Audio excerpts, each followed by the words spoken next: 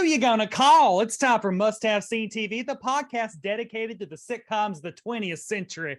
From I Love Lucy to News Radio, I'm your TV guide, Barb Hardley. And in my boy alter ego, I am Brett White, a senior reporter producer for Decider.com. But I'm not a man, I'm a lady, an all-natural woman. And say hello to the Peter Cottontail, to my designer ghost, Ethan K. Hello, Ethan. Hello, Barb. You are looking fantastically retro today. Hello, I know. So that, I often do wonder if every comic is someone's first comic, is every episode someone's first episode, and is someone tuning in being like, why did the host just introduce themselves with two names and two genders and isn't talking in a wild Southern accent? It's because I'm a drag queen. A whole bunch of people use two names, and I think it's completely fine to use both. Yeah, so I mean, I am a drag queen, and I don't know, it feels like it's been forever since we did. I guess last time I was Florence Henderson. So yeah. I was just still in drag. It just felt like a long time ago. This feels like full Barb Hardley. I'm not being anyone but myself today.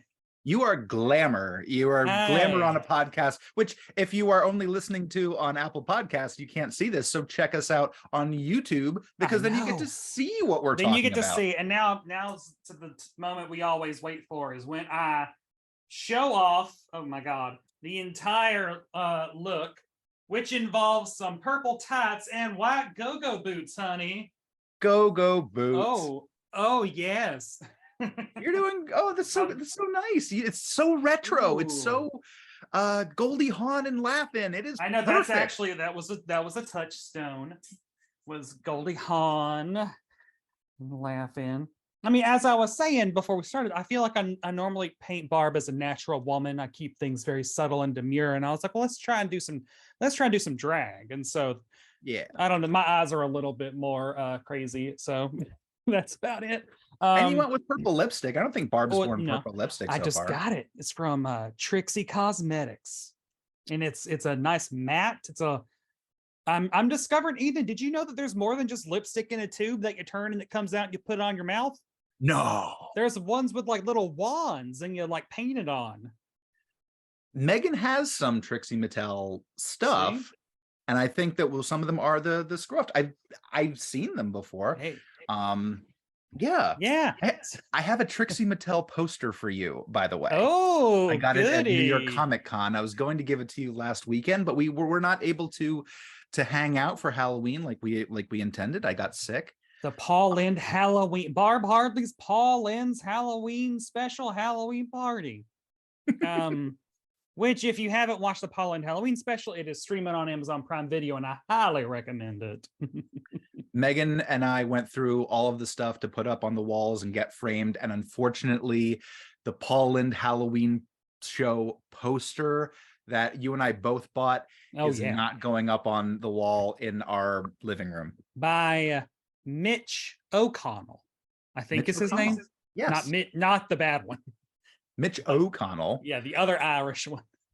I will definitely call him out, being like, his work is amazing. It's on Etsy. That's where I bought it. Definitely look it up. You can get this wonderful Paul Lynde Halloween special poster. You can also have it made into other things like a shower curtain. Oh, I didn't even. Okay, I just bought the print. I could have got it on a shower curtain, even though I don't have a use for one in our apartment. You've got a whole backyard now. Just hang it up in a tree or something. Oh, it could be a flag. I could fly it. Fly it high. Exactly. Oh, and so I guess also we should address. I mean, so okay, I'm gonna try and get through this without fucking up my mascara. Mr. Leslie Jordan passed away on Monday, October 24th. Yes. And I'm in shock.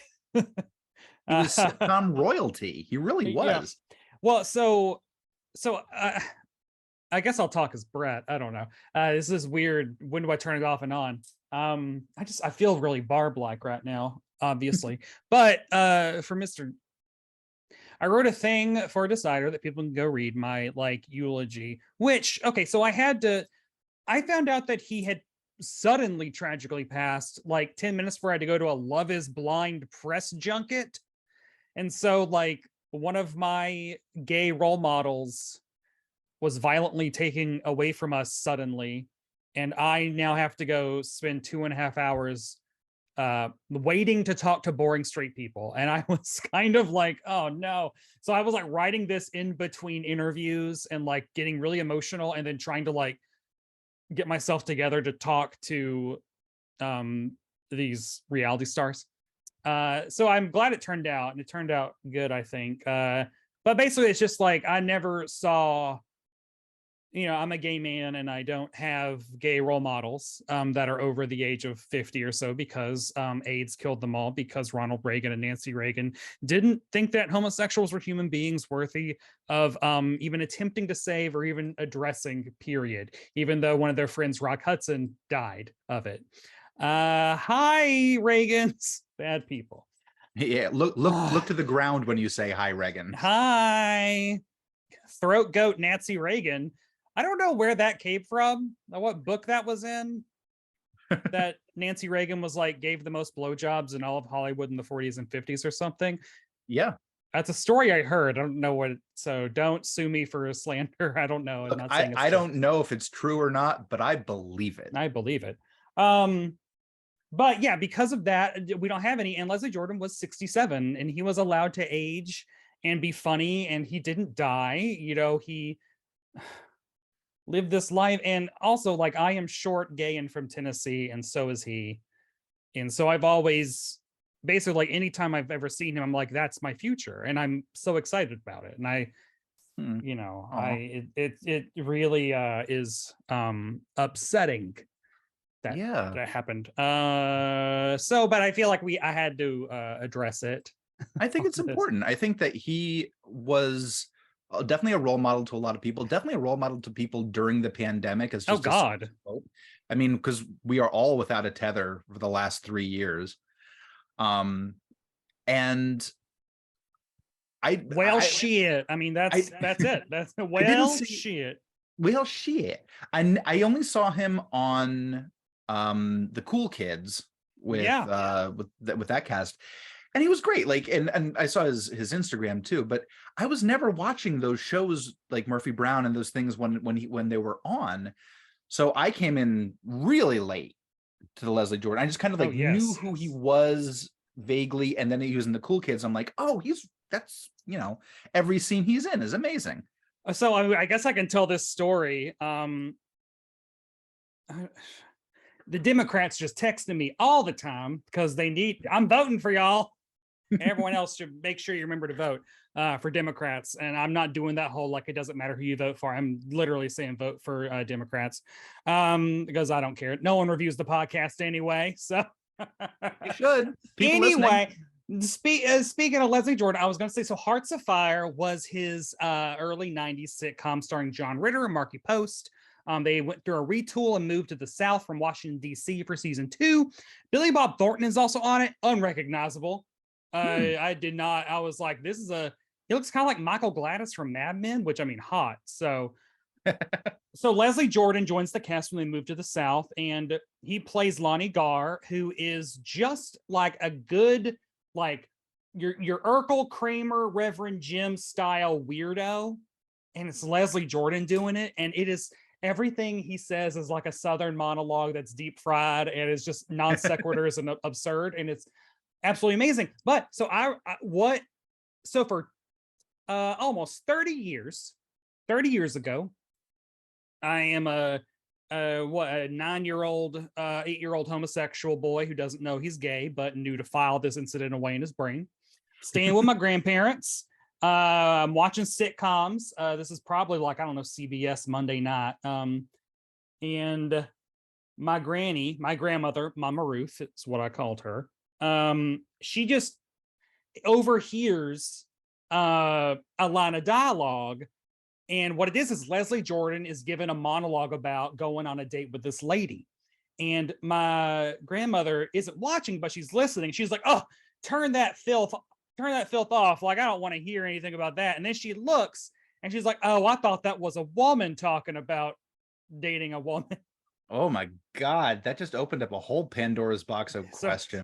But like, for 30 years, I've been wondering, was that Evening Shade and Michael Jeter, or was that Hearts of Fire and Leslie Jordan? because both of them are gay men with effeminate voices.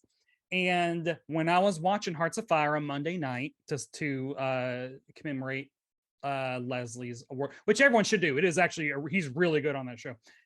The third episode came on, and sure enough, I was like, "This is it." And I hadn't seen it in almost 30 years. So, yeah, it's good. Well, I will. I'll drink a root beer in his honor Now I tonight. got myself a leftover bourbon and Diet Coke from the party. It's the only time I ever get liquor in this house is when a press company sends it to me or people leave it here. I have to say that I learned about Leslie Jordan's passing from, there's a Tumblr account I follow, which is fake Love Boat credits. Oh, and no. they'll put they'll put up various celebrities in the Love Boat circle with the font. And it's just people, just tons of people.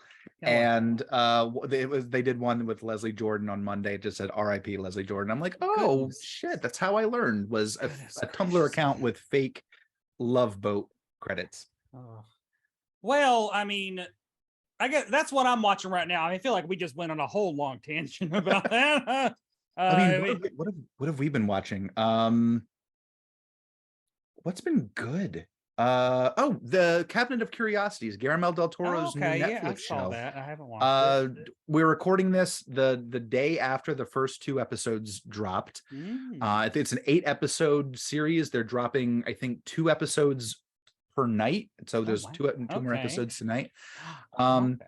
Super good. Tim Blake Nelson's in the first one. They're Guillermo del Toro's stories that are directed by other people. Starring cool celebrities and very high budget. Really scary is scary. You know, we just like them and enjoy them. If it's on a big screen, they're much scarier. But I gotta say, really fun, spooky, Halloween-y stuff. I should get into that because I need to watch more Halloween stuff. I've watched all the other 2 Psycho movies, Psycho 2 and 3. Psycho 2 and 3 from the 80s. They're on Peacock, both starring Anthony Perkins. He directed the third one. Second one. So what I like about the second one is that the aesthetic and production values looks like an episode of Heart to Heart, because it's from like 1981 or 2, and so it just shot on video. It just looks like, yeah. And I was like, oh, I like that. So anyway, it's on Peacock. Third one's weird. But I gotta tell you though, what we're doing for Halloween. I know we're just talking. Megan and I always do a Halloween horror movie marathon starting at midnight on October 31st, going into November 1st, which is our anniversary. And this year we are watching folk horror movies. So we are watching some version of Wicker Man, either the Nicolas Cage version or the original one or the sequel. I have a whole list of other movies that we're going to figure out, like The Ritual or Devil Rides Out or Allison's Birthday or Apostle or Kill List. Blood on Satan's Claw. We've got no shortage of horror films to watch, and we make like cheese dip and have a whole bunch of fun. In addition to giving out candy, which is going to be great. I have to figure out a time to have my Sam Neill-Halloween celebration. But you know what? This week we will be traveling to October 27th, 1986. Crocodile Dundee ruled the box office. True Colors by Cyndi Lauper topped the charts, and CBS aired the Kate Allie episode Halloween 2. Ethan, you must have seen Halloween 2 before today. I thought I did, and then I watched it. And I'm like, no, I have no idea what this is. Oh my god! Well, I mean, so what is are you a Kate Allie aficionado? I am a Kate Allie dabbler. I watched it. I think I watched it quite a bit when it was on and when it was in reruns later on. I remember it much differently than it was. Because we watched this episode and I'm just kind of like, oh, this is like 2 locations. It's just like, the jokes are kind of mediocre. I remember them being better. Maybe it was different writers. And I don't know. This one struck me as not as good as Morgan Mindy that we saw with last week. So I mean, I never watched Kate Allie because it was still too new to be on Nick at Night, which is a problem I have a lot of 80s sitcoms, is because I mean I was born in 84. So you know, too young to watch a lot of things live, and they didn't hit reruns until later. And then also you can't stream Kate Allie nowhere for some reason. It's one of those kind of like forgotten shows. I got it in my head because I remembered a Halloween episode that was actually from a different show, or it was Kate and Allie and it wasn't a Halloween episode. I think that's what it was. So I'm like, let's do the Kate and Allie Halloween episode. And we found it. It's on YouTube. But yeah, like I had watched this for the first time like last year or 2 years ago, and I liked it. So I've been in my holiday watchings, I've been trying to find the Kate and Allie ones and watch those. So this is like maybe one of two Kate and Allie episodes I've ever seen. the whole premise of Kate and Allie is kind of like the second season of Bosom Buddies. It's just two people living together. They got kids. They got kids. They're two divorced moms that are best friends. They move in together in Greenwich Village, which there are a couple. That is the premise of the Lucy Show. Because it was Lucille Ball and Vivian Vance played two divorced or widowed women who moved in together and they had kids. And then you screw with that formula where Allie gets married and Kate moves in with her and her husband, and the husband's always away. And then the show gets canceled because you mess with. Don't mess with the formula. What? You mess with the formula. I'm sorry, Kate and Allie, you are destined to lives without love because you got to stay single and living together. Otherwise, the show cahoots gone. Well, it's like, on Will and Grace, when Will marries Harry Connick Jr., or when Grace marries Harry Connick Jr., because they weren't going to let Will have a relationship on that show. Well, it's like, Harry Connick Jr. ain't going to become a serious regular. He's got things to do. Yeah. He's got piano noodlings to do around the country. Sometimes musicians kind of settle down and do the TV thing. Reba McEntire, great example. The legend. I love Jane Curtin. We've done Third Rock from the Sun on this show a number of times. Excellent. I also love, so when you read, it's right over here, Live from New York, the SNL book, I just love Jane Curtin's contributions in those early seasons, because she's basically just like, I was married and had a kid, so I went home. Yeah, I did not do cocaine until 6 a.m. with all you fun people. I did not essentially live at 30 Rock for some reason. Yeah. And I love that. So the whole show is that Jane Curtin as Allie and Susan St. James as Kate live together.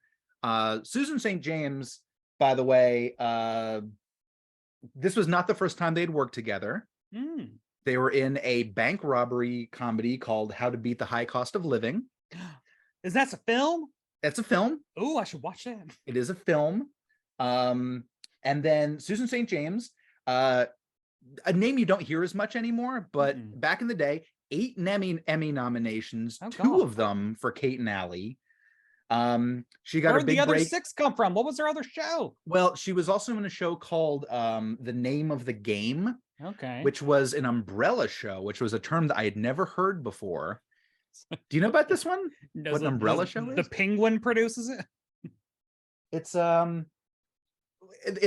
a show that has different elements to it, but they all kind of fall under one roof. So this was I think it was private investigators. They all had the same research assistant played by Susan St. James, and every episode would be about a new case that one of the detectives would be on. So it was like 3 different shows, but there was like connecting. They don't make those anymore.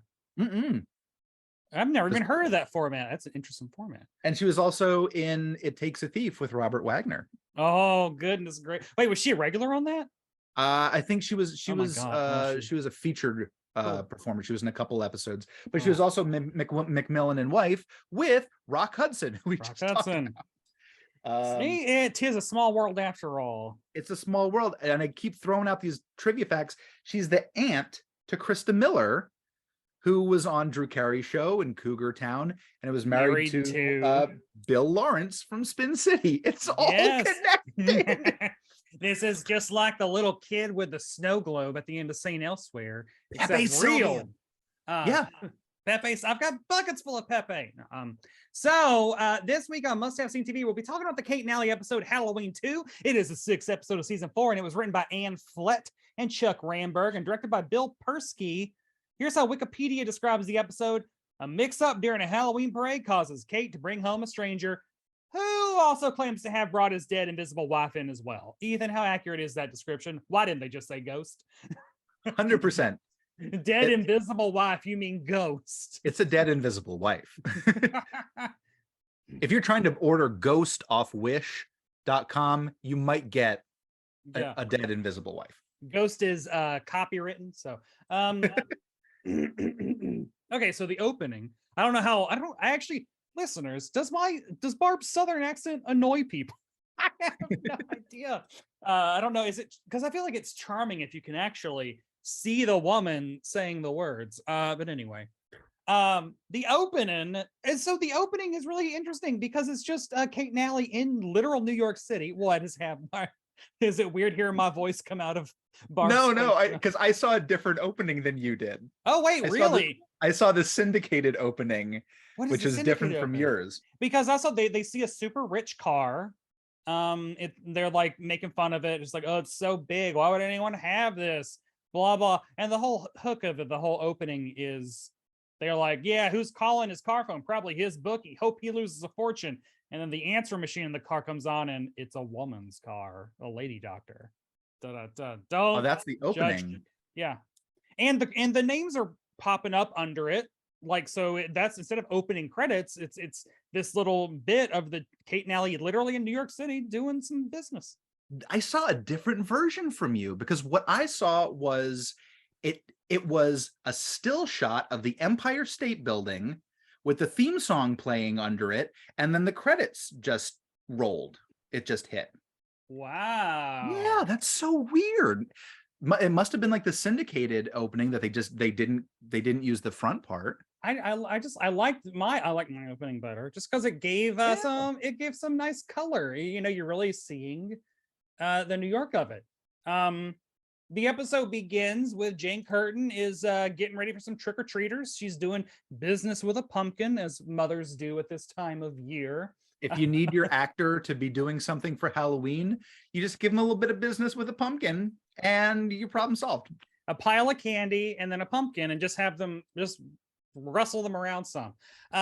So then we get the doorbell because some lovely trick-or-treaters are there with a mother who is Gloria Greenlee.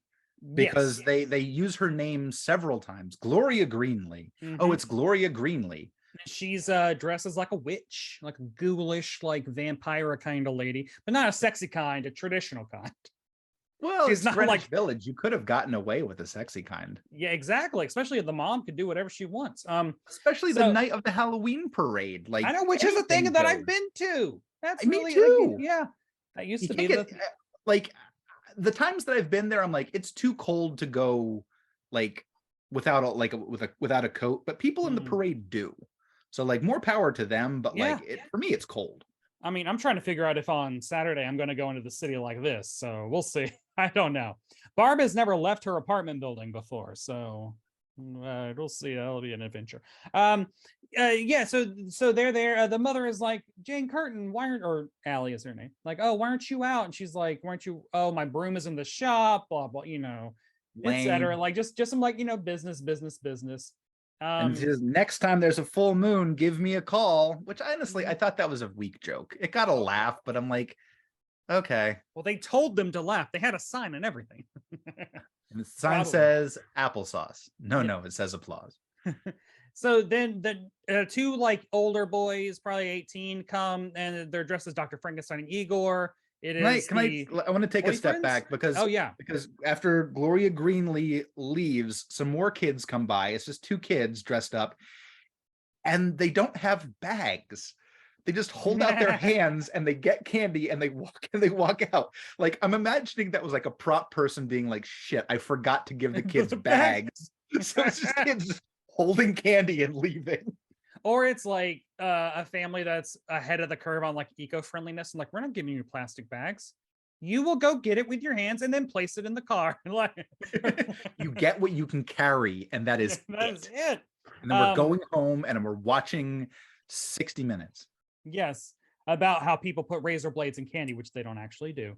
They're like, we're here for your daughters, which is very horror. There's a moment where like, oh, shake Igor, shake the hand, but Igor just shakes. So there are these two, basically like Bulk and Skull is kind of the vibe. Yeah, they're kind of like good-natured Balkan Skull. The guy who plays Jason Crawford is Ricky Paul Golden. He was ended up being a soap opera actor. He did 3 episodes of Kate and Allie. Oh. His friend Harry only did 2 episodes, so they weren't regulars. They were kind of like temporary Oh, wow. boyfriends for the daughters, but You could tell me they were in the whole season, like Johnny Galecki and yeah, Doyle from Angel, whose real name is Glenn. Oh my God. Danzig. Glenn Danzig. Jeez Louise, my brain.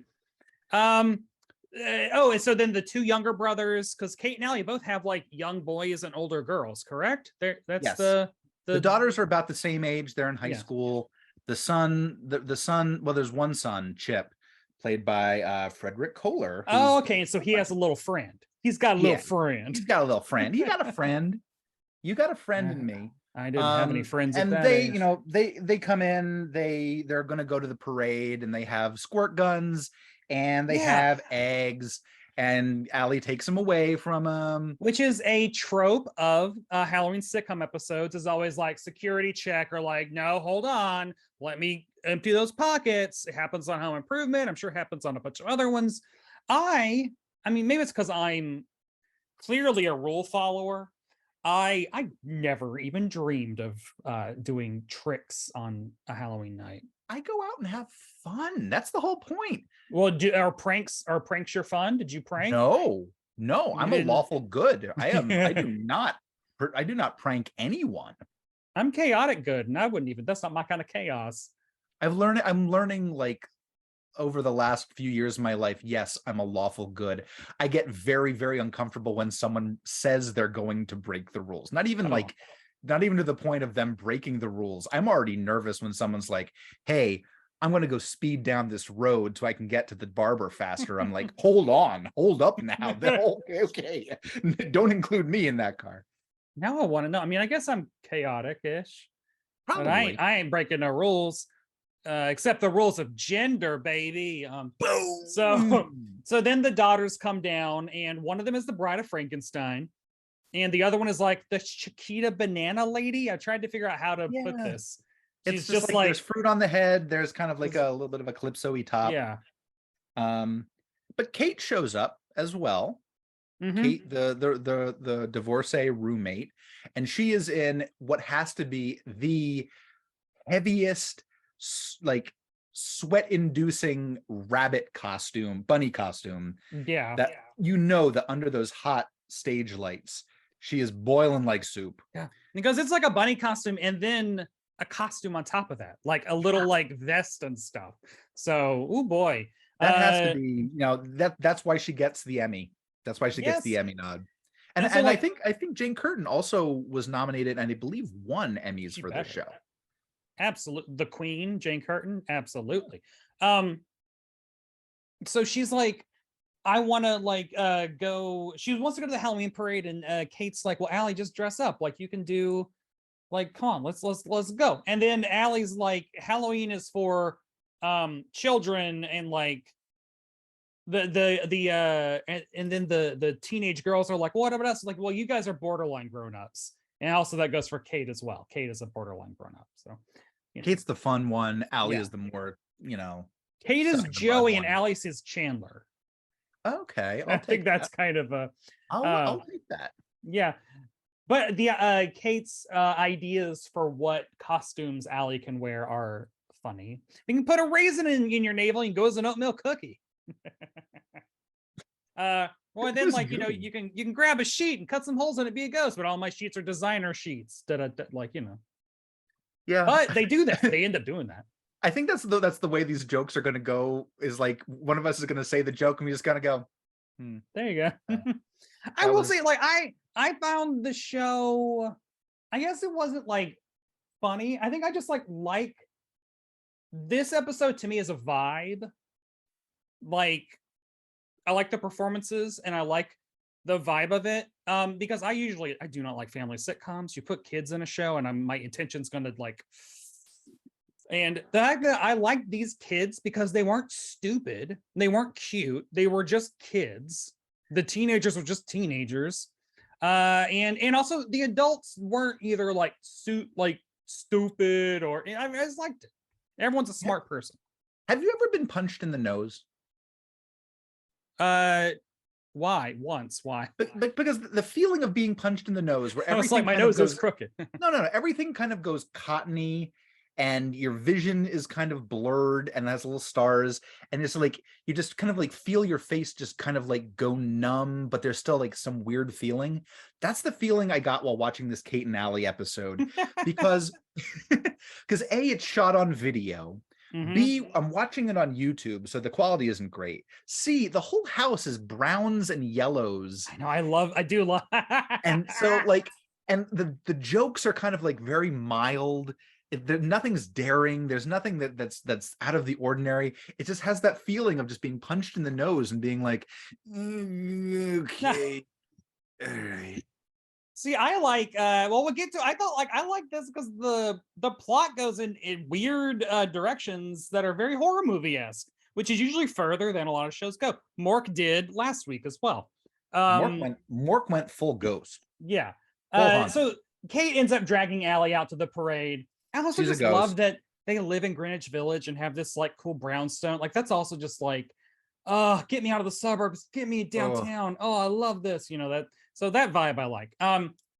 But Kate brought back someone else. Brought back a stranger named Bill Wells, who is also dressed as a ghost, and she got confused. Totally understandable. It's kind of weird that yes, she pulled this guy in. He was basically like, well, you said come to your house. So yeah. Yeah. And Bill admits that he is a widower. But that isn't really final. It's like, well, what? Yeah. And it's because he is very upfront about the fact that his wife is a ghost. My wife is here in the room. My wife, Elaine, is here in the room with you. Yeah, and it was, and then like, was Kate's reaction something like, no, like Shirley MacLaine has led some interesting like she's trying to like basically like some of my best friends are ghosts. Like I'm fine with this, please, crazy person, don't hurt me. Like, Kate actually does it like Susan St. James does a take to the camera, being like, "Can you believe this guy? He sounds crazy. He sounds like he is not in his right mind." And his wife is possessive, and you don't want a possessive ghost. Oh, this is where I noticed. I want to say I love all the Halloween decorations. I love 80s Halloween decorations. They are good 80s Halloween decorations. All those paper like pumpkins with like the little brads that you can like turn them around and stuff. I love classics. Also, Bill won't leave. Bill just he's not only he starts to leave, and then he just like goes and sits on their couch because Elaine doesn't want to, or like she's just like staying there. Which, I mean, hey, Greenwich Village, there's all kinds of people. Some people overstay their welcome. I totally understand like the trope, but it's also like she's like, "How about you leave?" And he's like, "Okay," but then he sits on the couch and he's and then he has a dialogue with Elaine. And then Allie shows up as a ghost. So Allie comes up as a ghost. When Bill introduces Allie to Elaine, this made me laugh. It's like, oh, this is Elaine, and Allie says, "What is Elaine?" And I love, and the way Jane Curtin says that, I love. Oh, my corset is hurting. I was laughing just then. Oh God, there was a good line too, where she tries to get rid of him. She says, "Hey, you got to go because we've invited some big hockey players over to leave." Like that was like a good way of like going a little bit too far.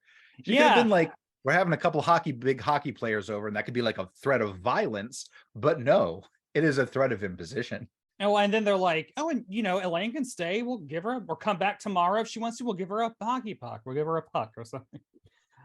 Done. Kate now. But yeah, Elaine will not budge. And we only know this because Bill argues with her in a one-sided conversation that also makes him look out of his mind. But he ends up leaving. Yeah, he does end up leaving. How does he leave? I just wrote down he leaves. I think they got a little bit of an argument. And he left. It's like, if you don't like it, well, you can stay here. And Kate and Allie are amenable to it because there's nothing there. Yeah.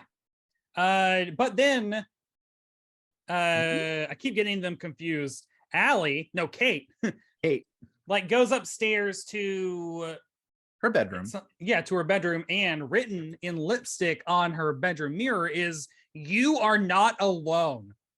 Which, first of all, Drag Race, she's the first mirror message, work. And second, I like that. Anytime a Halloween sitcom episode actually like dips into actual horror and isn't just, I do like a good, the kids are going trick-or-treating and mishaps happen, but I also like it like your Stevel episode on Family Matters, where a killer puppet murders the entire family. Like, I like this, like, you were not like, it's this creepy moment.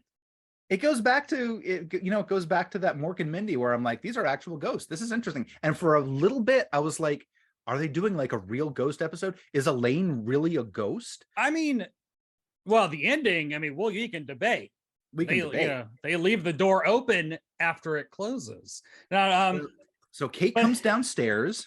Allie's response is like, "Oh God, what do you need? Does it need to be repaired, replaced, or revived?" I thought that was a good line.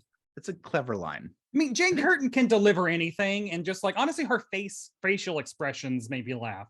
I think there's a difference between clever lines and funny lines. Funny lines don't have to be clever, and clever lines don't have to be funny. But for a situation comedy, I kind of like the two to merge. So I acknowledge that that was a good line. Did I laugh? But you're not, No, I was. You can appreciate the writerliness. Yeah. What's interesting is like Kate doesn't suspect it being a ghost. She thinks it's cute. Like, she's like, "Oh, you got to come see what Chip did," or like, she's very. But then when they get up there, it has been erased, Mama. It's gone. It's gone. It is gone. So then they go back downstairs, and then the appliances start going a little wacky. As I wrote in my notes, the entire kitchen is George Harrisoning. Got my mindset on you. My mindset. I got my. But yeah, it's like now noted, remembering like the scope of how they did that. I don't know how they pulled this off. They had people in on it, but it was just like the two. Spoiler alert: the teenagers are doing all this stuff. I guess all four of them could like set up all those appliances pretty quickly. All four of them, and Chip and the other kid. It was all six of them. Sense. Spoilers. It was kids. Yeah, and so kids all along. The girls come home, and Kate or Allie is like, "We're looking for Chip because he's doing all these pranks." And they're like, "Well, we found him. He's out on the corner." And then Elaine, "Is that you?" Lights go out. Boom, boom, boom. Actor. Yeah, and that's creepy. I did like when it comes back, Kate having to explain like what is going on to the kids is really funny to me, because she's like, "So I let a guy in who was dressed as a ghost, and he came in here and his wife is a ghost, so she's still here, and he left." It's like, yeah, that is crazy. Isn't Kate still dressed like a rabbit? Yes, she doesn't take the rabbit costume off. She doesn't take the rabbit costume off. Well, then they end up like talking to Elaine kind of via like the lights going on and off. And anytime that they doubt the existence of the ghost, the lights go out, because she's like, "Bitch, Mama, I'm here. Deal with me."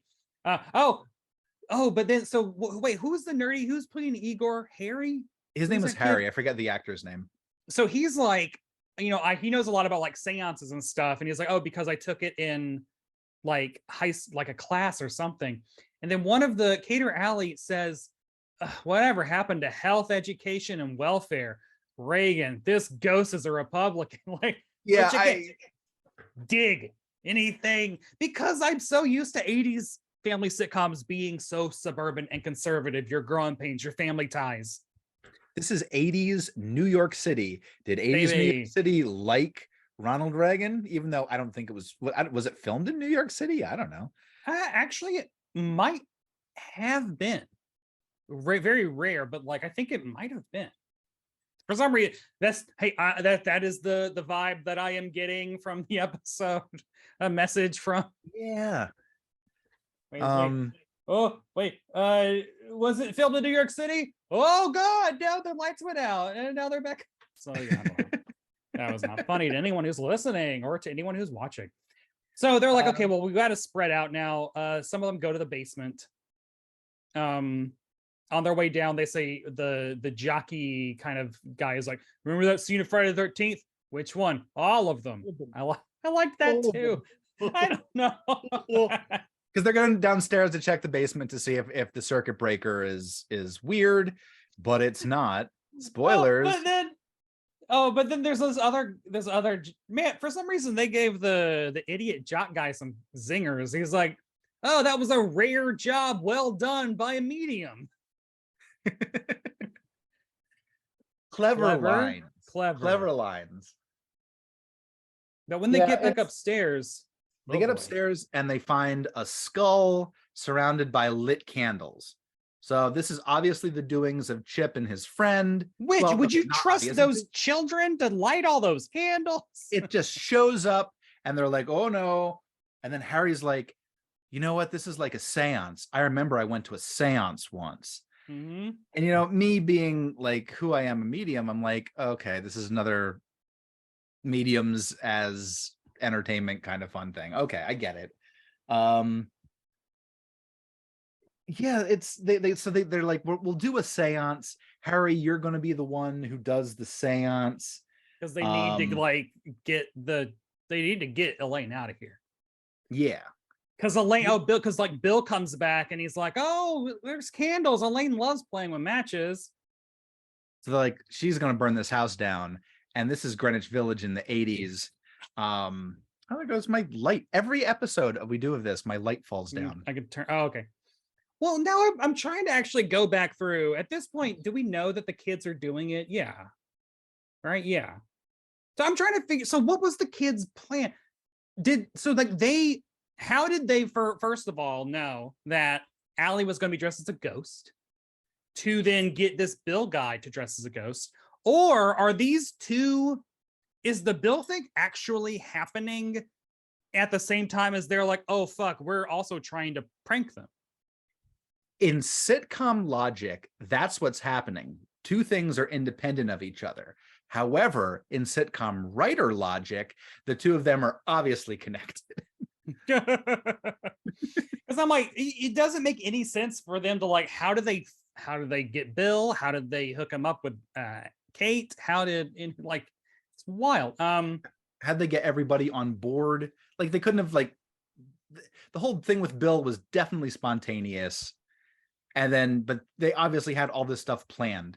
The gimmicks, the skull, the candles, the fuse box, the lipstick, like all of that had to be planned. So this was going to happen regardless of Bill. Bill is a happy accident. Elaine is a happy accident. See, I would like to see the kids panicking about that some. Like, what the fuck? Like, this Bill dude, get him out of here. He's ruining it. Because at this point, so like, Kate overhears the kids like scheming, and now Kate and Allie are now in on the joke.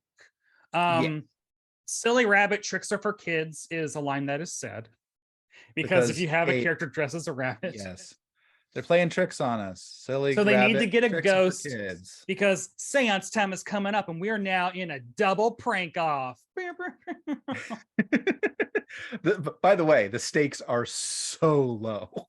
Well, yeah, that's your sitcom. I mean, the stakes on Mork and Mindy was like, I need to make peace with my mother. Yes, Mork and Mindy was like, the unrestless spirits are possessing people and actually moving shit around this house, which we have to sell. Wild, unhinged. The stakes here are like, the lights go on and off. I don't know. So yeah, so like the seance happens. They do it like a rhyming. Oh, ghost who walks and cannot rest, make your presence manifest. And then we find out what the whole thing is like it's the two young kids are standing on they're trench coating out with like a ghost. And I did like when the kid was like, ow, that was a funny visual to me. They lift the table up, and then Allie says, if only the ghost could set the table. But then Jane Curtin crosses her eyes and starts howling, and she starts channeling Elaine. Uh-oh. Yeah. And then Vampire Mom, Mrs. Greenlee? Gloria Greenlee shows up in the closet looking exactly the way that she did before. Mm-hmm. Like a vampire. She does a big, like, hands, woo, And since the kids aren't expecting this, they're like, oh my God. Well, what's weird is they don't really, they just like look at her. They have this kind of like, what? It's honestly more like a realistic reaction. The reaction of people who are like, I don't understand what's happening right now, then like they actually think it's a weird reaction. Like, that's not part of our game. This and is then not she's like, my she moves fantasy. backwards and the door closes to the closet. Yeah. Mm. And but then knock at the front door. Who is there? Mrs. Greenlee. What? How did she's she like, get there? I left the front door open and I had to go back. So are we going to do this spooky thing or not? That's the thing that killed me, is that she's dressed exactly the same way as the person in the closet. Who like, is her? Her is it? It's her. It's the same actor. It's the same costume, exactly what she was wearing. Like, they try to make it be like, oh, who was that person in the closet? Like, I don't know, motherfucker. It's Gloria Greenlee, the neighbor from upstairs.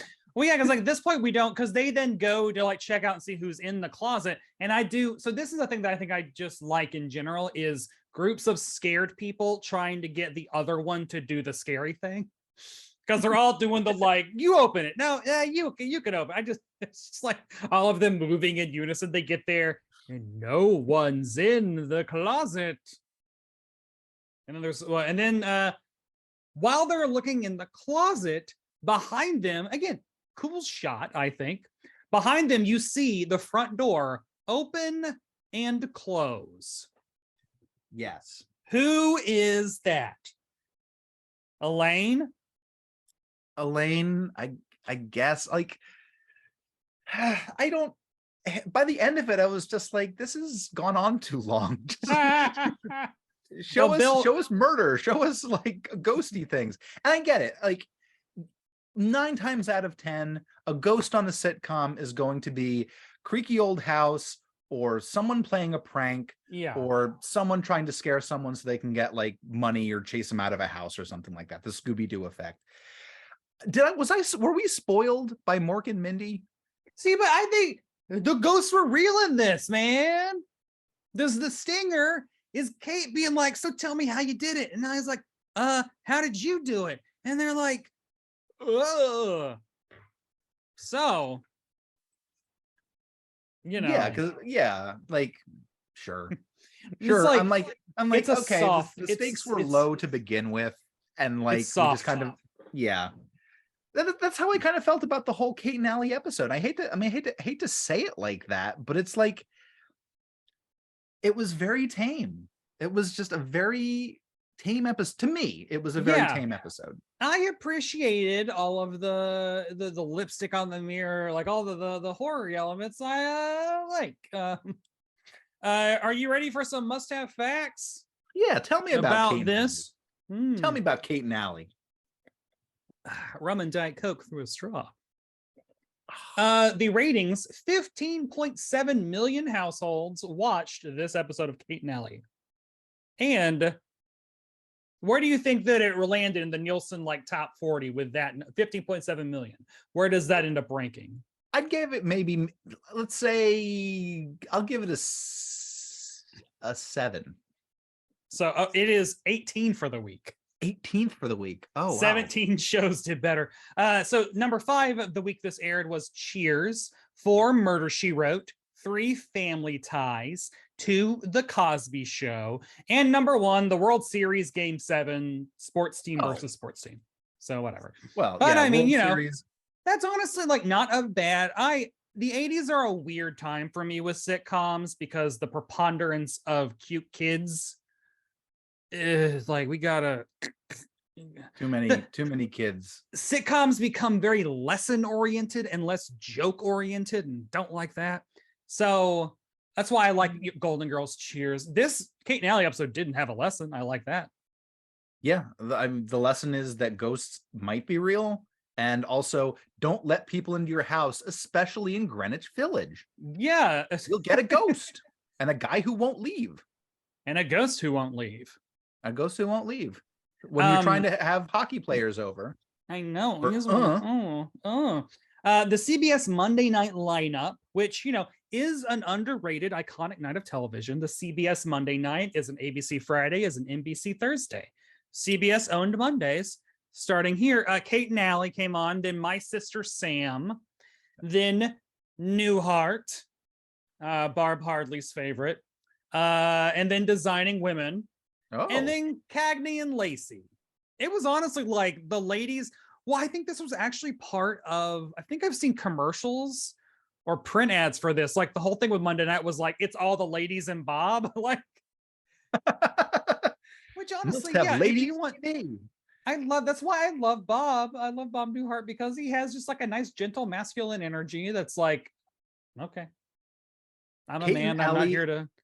Can I admit that I've confused Kate and Allie and Cagney and Lacey before? They're very different shows. Very different shows. Although I would love to see Susan St. James and Jane Curtin as cops. Solving crimes. Yeah. Doing crimes. So on this Monday night, what are you watching?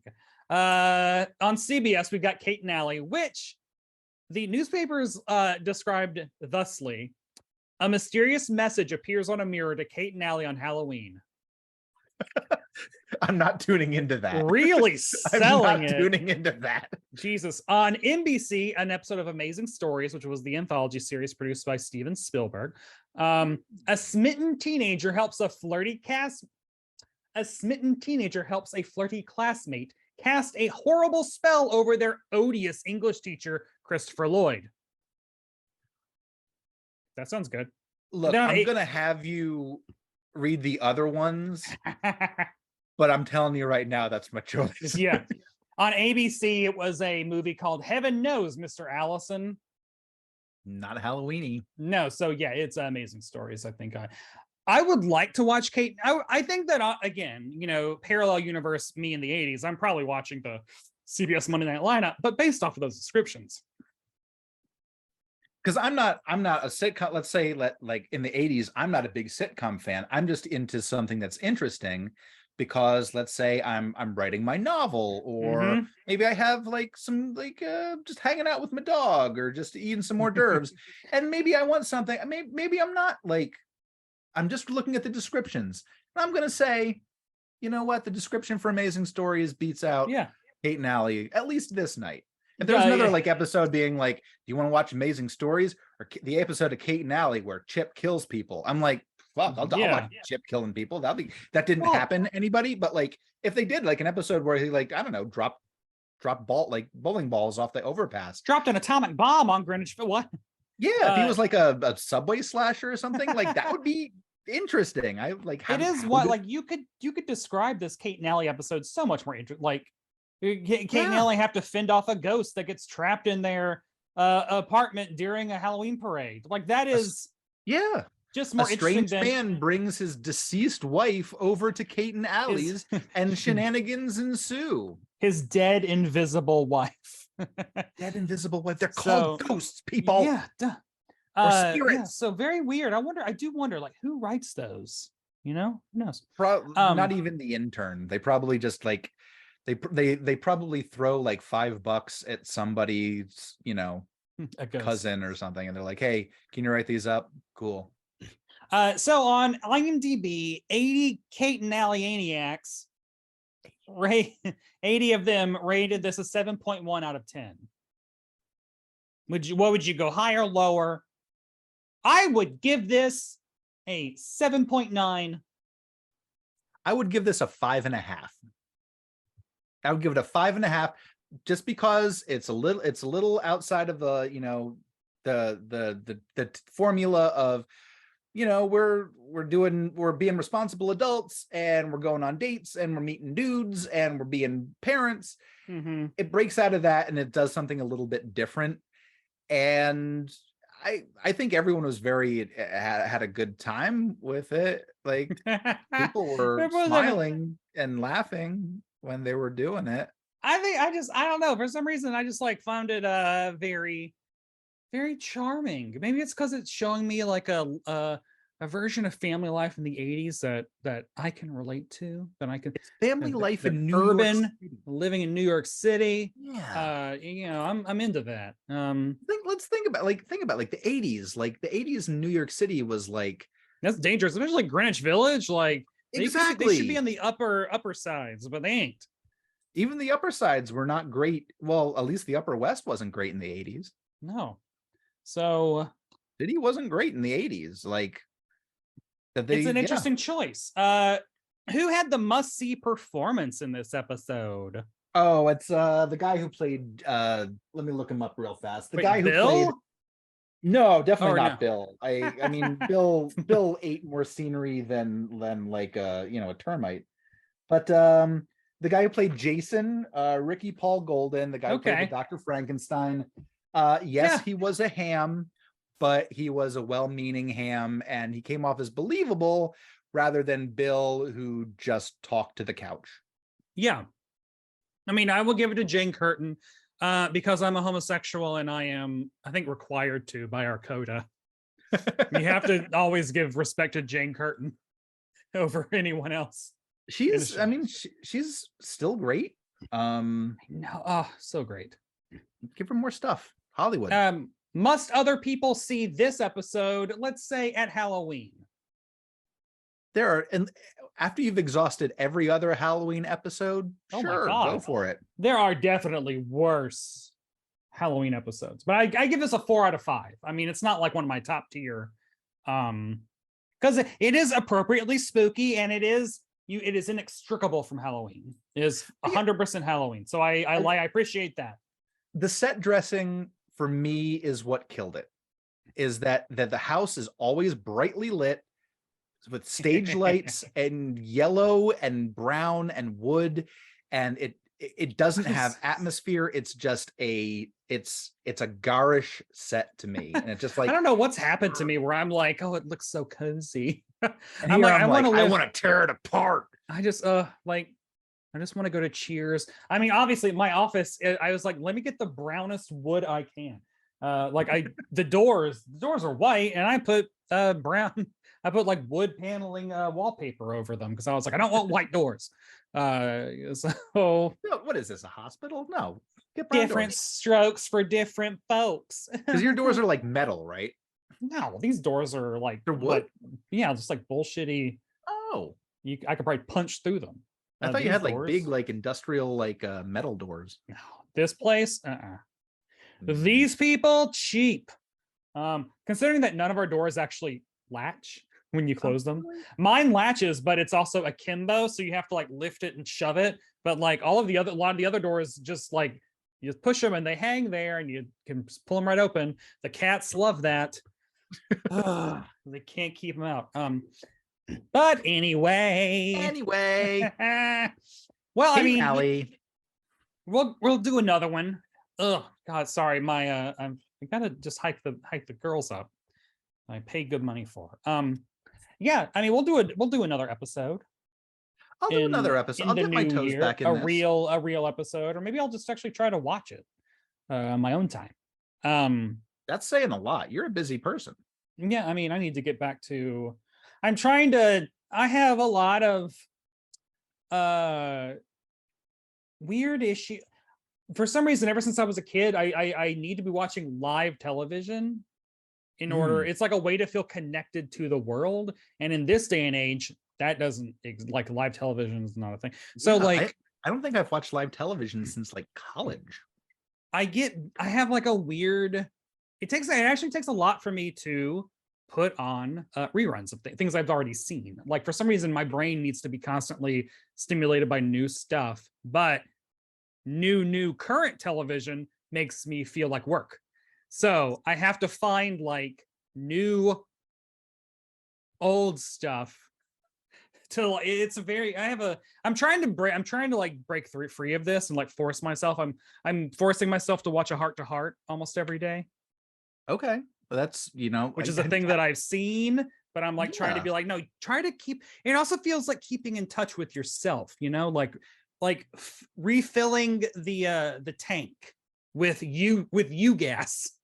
This is, or I'm going to be critical here and could be like, hey Brett, you had chicken fingers last night. Do you want chicken fingers again? Yeah, I want chicken Yeah, fingers again. We'll have because chicken those fingers all the time. chicken fingers wear amazing tuxedos and have gorgeous chest hair, and oh my god. Oh, He keeps showing up at just like various like things that I'm researching about these shows. I'm like, oh, she was in ubiquitous. that with Robert Wagner. Yep, ubiquitous. Just what It was a in dream. It Takes a Thief. She with Susan St. James.